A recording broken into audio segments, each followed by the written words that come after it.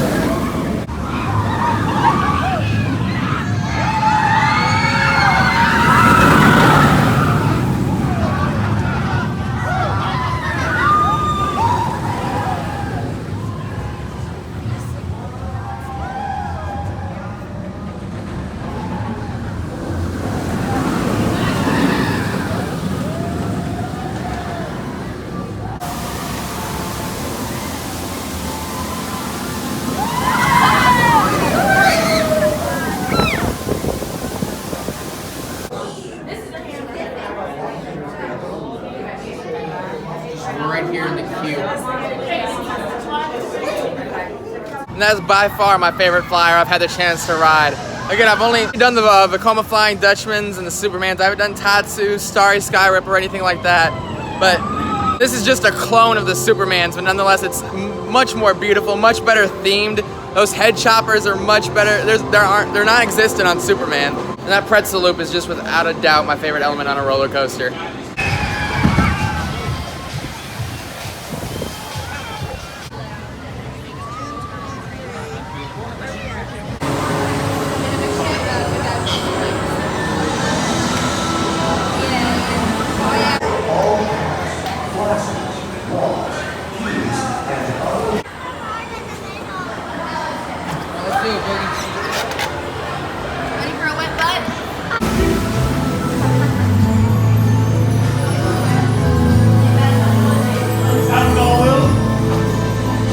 I'm actually a huge fan of those. Probably my favorite log flume-esque ride, riverboat, whatever you call it. Initially it's just 2 drops like any other old one. Then you go up a 3rd lift hill and it becomes a dry coaster. You go through this, it's maybe 500 feet of track, this big S-bend down into another pool of water. Boogie, what'd you think of Journey to Atlantis? I want to do it again. You want to do it again?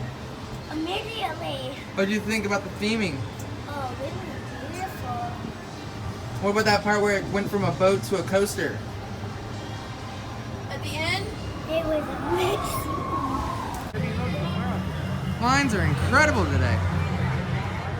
Now, for what I remember being an excellent floorless coaster, at the time I said it was my favorite, Hulk, and last night with Kumba it might have changed it, but they really do have an incredible collection of B&Ms here.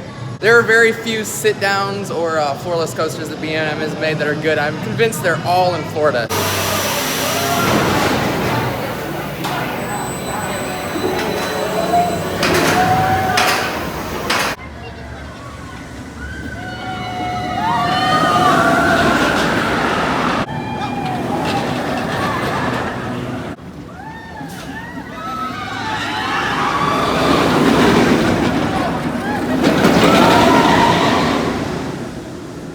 So that definitely still holds up as one of the better floorless coasters. Nowhere in my top 25 or anything. The first drop is pretty shallow. The vertical loop doesn't do much for you. It doesn't really pick up until you hit that bat wing. But after that, you're just ripping through the layout. I love going through the little half tunnel on the next vertical loop. The Cobra Roll has a little head banging, but not too much to complain about. You get some weird floater air right before going into that last tunnel. Again, a good floorless. Not anything to really talk about as far as all-around coasters go, though. One thing, though, you do have to love the huge Kraken that's sitting on the front. That's one of the cooler statues, I guess. You call it a statue? One of the cooler things at a ride entrance that I've seen. Like I said, the huge Kraken is just such a cool thing. They've even got a little cave in here that it goes through. Alright, so now we're going to head over to our last ride of the day, Mako. What's supposed to be one of the best B&M hypercoasters, but honestly I was a little underwhelmed with the first time I rode it. Take a second chance on it this time.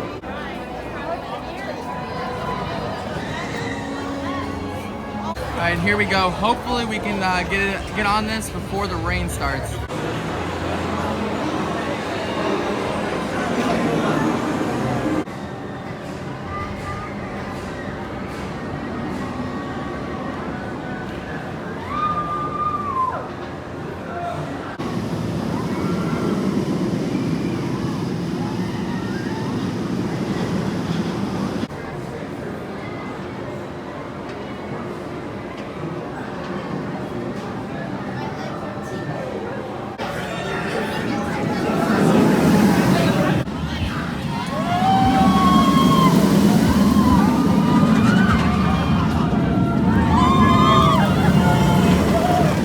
So again, I still think that this is probably maybe the third best B&M Hyper I've ridden. Probably Diamondback 2, Goliath 1. The airtime is just not as strong, I don't think. Especially over that second airtime, because that's where you really expect it to be intense. I found that the best airtime didn't really come until after the turnaround and mainly after the trims. I mean, don't get me wrong, it's an airtime machine, absolutely, but it's by no means the best B&M Hyper out there. I do have to give a big shout out to the ride ops though, because they gave me about a full fist of room on that clamshell both times. Definitely anti Six Flags Over Georgia, where they staple the hell out of you. We're probably gonna marathon this a couple more times, go do crack it a few more, and then we're gonna head to Fun Spot, Orlando and America today.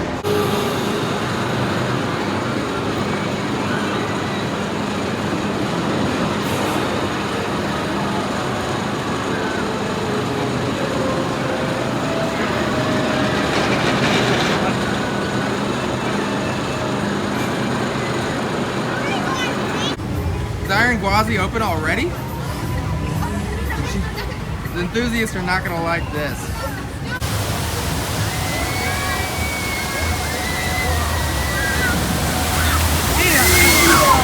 I completely forgot they had one of these, so I guess in 60, 70 degree weather, we're gonna go ahead and do this.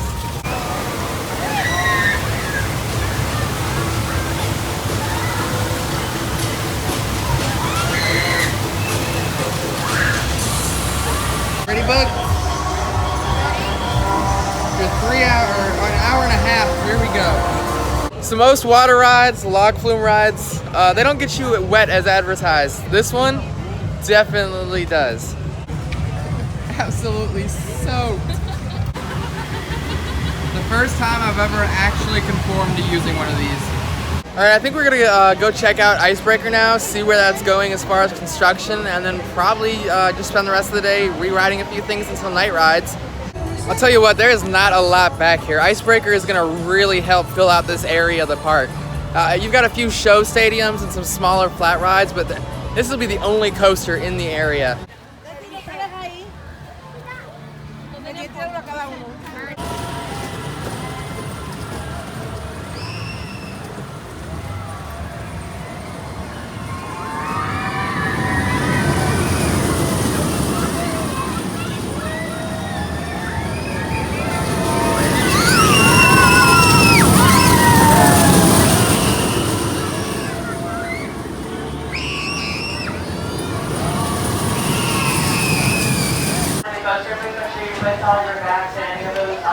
Sit down, Buggy.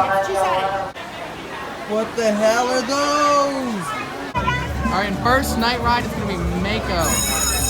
Actually, our first ever night ride. Night rides on Mako, 10 times better than day rides. That thing absolutely hauls in the dark. You get to see like Fun Spot, iDrive, Skyflyer, everything lit up from the top of it. They've got a decent light package on it. But just ripping through those massive airtime hills at night, such a better experience. Night rides on Mako, 10 times better experience than day rides. Definitely changes my opinion on it. We're gonna hit Manta now, get our first ever night rides on that, and then probably head to Fun Spot.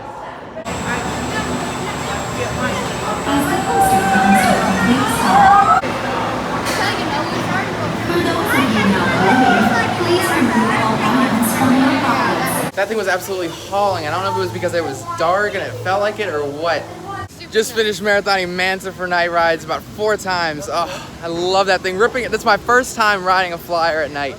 And ripping through, I don't know what it is, just the position you're in.